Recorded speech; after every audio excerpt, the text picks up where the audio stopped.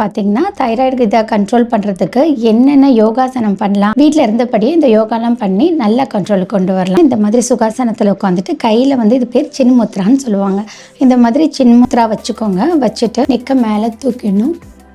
தொண்டை நெக் பகுதியில் இருக்கிற பட்டர்ஃப்ளை ஷேப்பில் இருக்கிற ஒரு கிளாண்டு, அதோட தைராக்சின் செக்ரேஷன் கம்மியாகும் போது ஹைப்பர் தைராய்டு, ஹைப்போ தைராய்டு அப்படின்னு சொல்லிட்டு 2 இருக்குது. ஸோ இன்றைக்கி வந்து குழந்தையிலேருந்தே நிறைய பேர்த்துக்கு சின்ன வயசுல இருந்தே தைராய்டு பார்க்குறோம். என்ன ரீசன்னா, முன்னாடியெல்லாம் நம்ம நல்லா வெயிலில் போய் விளையாடுவோம். விட்டமின் D3 நேச்சுரலாகவே நம்ம பாடியில் அப்சர்வ் ஆகும். ஆனால் இன்றைக்கி மேக்ஸிமம் யாருமே வந்து வெளியே போய் விளையாடுறதுல ஃபிசிக்கல் ஆக்டிவிட்டி ரொம்ப கம்மியாயிடுச்சு. ஜிங்க் வந்து எதில் இருக்குது அப்படின்னு பார்த்தீங்கன்னா, பம்கின் சீட்ஸு, அப்புறமேட்டு நம்மளோட உடச்சக்கல்ல இதிலெல்லாம் வந்து நிறையா இருக்குது. உங்கள் எல்போ நல்லா ரிஸ்க் பண்ணிவிட்டு நெக்கு இப்படி நல்லா உள்ளே வரணும். நல்லா உள்ளே வந்துட்டு உங்களோட கையை வந்து இந்த மாதிரி நேவலை வச்சுட்டு ஒரு சின்ன ப்ரெஷர் கொடுத்துருங்க.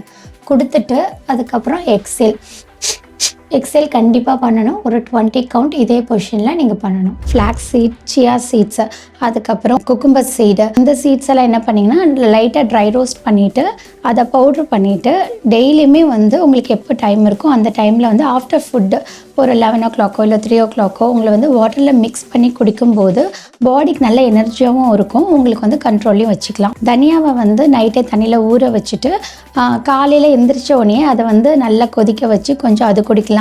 ஸோ ஒரு நாள் அது பண்ணிங்கன்னா, இன்னொரு நாள் வந்து பார்த்திங்கன்னா சொரக்காய், இந்த மாதிரி நீர் காய்கறிகள், ஒரு நாள் சொரக்காய் இல்லை வெள்ளை பூசணிக்காய், அதோட வந்து கொஞ்சம் கொத்தமல்லி. இப்போது உஸ்ட்ராசனாக்கு இந்த மாதிரி பொசிஷனில் நின்றுக்கோங்க.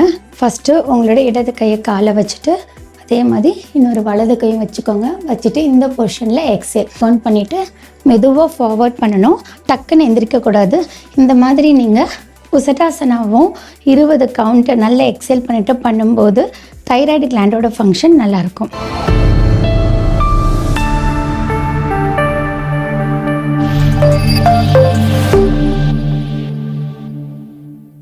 காஸ்மா ஹெல்த் நேயர்களுக்கு வணக்கம். நான் Brinda, dietician and yoga trainer. இன்றைக்கி நம்ம நிகழ்ச்சியில் என்ன பார்க்க போகிறோன்னு பார்த்தீங்கன்னா, தைராய்டை எப்படி கண்ட்ரோல் பண்ணலாம் அப்படின்றத நம்ம இன்றைக்கி நிகழ்ச்சியில் பார்க்கலாம். ஃபஸ்ட்டு வந்து தைராய்டுன்றது பார்த்திங்கன்னா நம்மளோட தொண்டை நெக் பகுதியில் இருக்கிற பட்டர்ஃப்ளை ஷேப்பில் இருக்கிற ஒரு கிளாண்டு. அது வந்து நம்ம செக்ரேஷன் கம்மியாகும் போது, அதோட தைராக்சின் செக்ரேஷன் கம்மியாகும் போது ஹைப்பர் தைராய்டு, ஹைப்போ தைராய்டு அப்படின்னு சொல்லிட்டு 2 இருக்குது. ஸோ அதில் ஃபஸ்ட்டு பார்த்திங்கன்னா ஹைப்போ தைராய்டு அப்படின்னு பார்த்தோம்னா தைராக்சினோட செக்ரேஷன் கம்மியாக இருக்கும். ஃபங்க்ஷன் கம்மியாகும் போது அதோட செக்ரேஷனும் கம்மியாக இருக்கும். அப்போ பார்த்திங்கன்னா பாடி மெட்டபாலிசம் ரொம்ப ஸ்லோவாக இருக்கும். ஸ்லோ டவுனாக இருக்கும்போது பார்த்திங்கன்னா பாடியில் நிறைய வெயிட் வந்து அதிகமாக இருக்கும். பயங்கரமாக டயர்டாக இருக்கும். எப்போவுமே டயர்டாக ஃபீல் பண்ணுவாங்க. ஹேர் ஃபால் இருக்கும். அதுக்கப்புறம் இர்ரெகுலர் பீரியட்ஸ் இதெல்லாம் இருக்கும். அதே மாதிரி நெக்ஸ்ட்டு ஹைப்பர் தைராய்டு என்ன சிம்டம்ஸ் இருக்குன்னு பார்த்தீங்கன்னாக்கா, மெட்டபாலிசம் ரொம்ப ஃபாஸ்ட்டாக இருக்கும். பாடி மெட்டபாலிசம் ரொம்ப ஃபாஸ்ட்டாக இருக்கும்போது அவங்களுக்கு நிறைய பால்பிட்டேஷன் கொஞ்சம் ஃபஸ்ட்டு வரும். அப்புறம் வெயிட் லாஸ் ரொம்ப இருக்கும். அதுக்கப்புறம் ரொம்ப எப்போவுமே வந்து பார்த்திங்கன்னா ஹைப்பர் ஆக்டிவ் மாதிரியே கொஞ்சம் இருக்கும். அவங்களுக்கு எப்போவுமே பரபரன்னு ஏதாவது ஒர்க் பண்ணணும் அப்படின்ற மாதிரியே இருக்கும். ஸோ ஹைப்பர் தைராய்டிசம் வந்து சிம்டம்ஸ் பார்த்தோம். இப்போ வந்து இதை எப்படி வந்து ஃபுட்டில் நம்ம கண்ட்ரோல் பண்ணலாம் அப்படின்றத பார்க்கலாம். ஸோ இப்போ hyperthyroidism and hypothyroidism 2க்கும் பார்த்தீங்கன்னா நம்ம ஃபுட்டு மெயினாக என்ன எடுத்துக்கலாம்னா அயோடைஸ்ட் இருக்கிற சால்ட் வந்து கண்டிப்பாக எடுத்துக்கணும். இதுக்கு வந்து அயோடின் வந்து ரொம்ப தேவை. நம்மளோட தைராய்டு ஃபங்க்ஷன், கிளாண்ட் ஃபங்க்ஷனுக்கு ரொம்ப முக்கியம். ஸோ அந்த சால்ட் ரொம்ப எடுத்துக்கணும். அடுத்தது பார்த்திங்கன்னா செலினியம் எந்தெந்த ஃபுட்டில் இருக்குது அப்படின்னு பார்த்தீங்கன்னா பிரேசில் நட்ஸு, சீட்ஸு அதிலலாம் இருக்குது. ஸோ செலினியம் எதுக்குன்னா தைராய்டு கிளாண்டோட ஃபங்க்ஷனை வந்து கரெக்டாக பண்ணுறதுக்கும், ஸோ அதை வந்து செக்ரேஷன் கரெக்டாக இருக்கிறதுக்கும் நம்ம அந்த இதை எடுத்துக்கிறோம். அடுத்தது ஜிங்க் எடுக்கும்போது பார்த்திங்கன்னா ஹார்மோனோட ஃபங்க்ஷன் கரெக்டாக இருக்கும். ஸோ அது வந்து எதில் இருக்குது, ஜிங்க் வந்து எதில் இருக்குது அப்படின்னு பார்த்தீங்கன்னா பம்கின் சீட்ஸு, அப்புறமேட்டு நம்மளோட உடச்சக்கல்ல இதிலெல்லாம் வந்து நிறையா இருக்குது. ஸோ நீங்கள் அதெல்லாம் உங்கள் டயட்டில் டெய்லியுமே கண்டிப்பாக சேர்த்துக்கணும். அதுக்கப்புறம் இதை விட ரொம்ப முக்கியம் வந்து சன்லைட் எக்ஸ்போஸ் பண்ணுறது. அதாவது மெயினாக விட்டமின் D3யும் கால்சியமும் ரொம்ப முக்கியம். ஸோ இன்றைக்கி வந்து குழந்தையிலேருந்தே நிறைய பேர்த்துக்கு சின்ன வயசுல இருந்தே தைராய்டு பார்க்குறோம். என்ன ரீசன்னா, முன்னாடியெல்லாம் நம்ம நல்லா வெயிலில் போய் விளையாடுவோம். விட்டமின் D3 நேச்சுரலாகவே நம்ம பாடியில் அப்சர்வ் ஆகும்.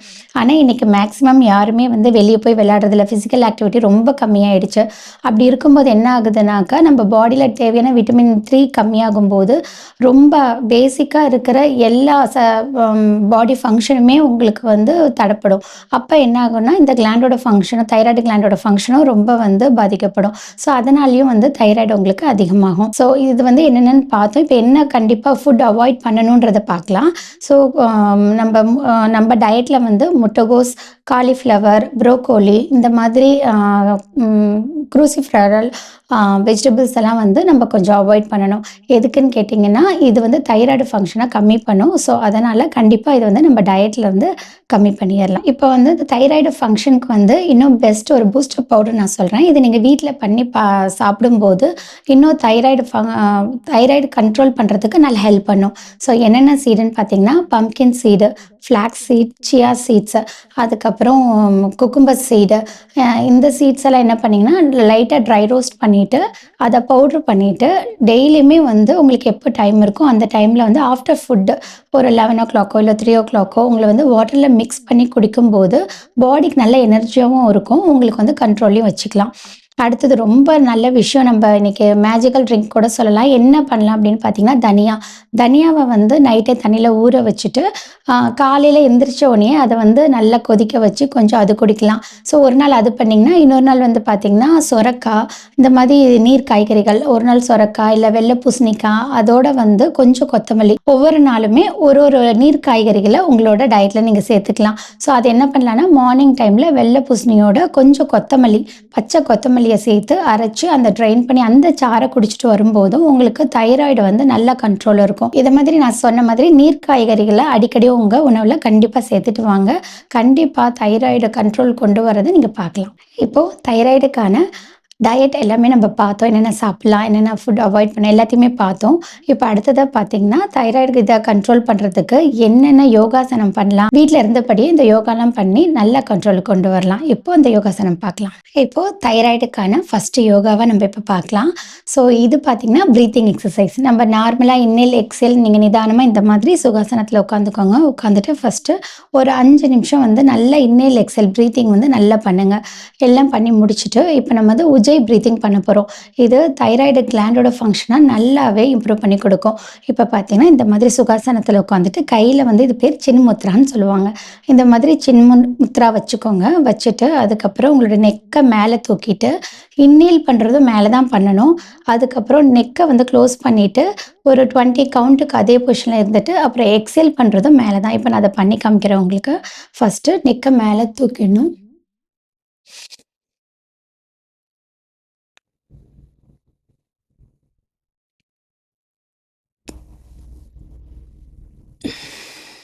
இந்த மாதிரி பிரீத் இன்னேல் அண்ட் எக்ஸேல் 2மே வந்து மேலே பார்த்தா இருக்கணும்.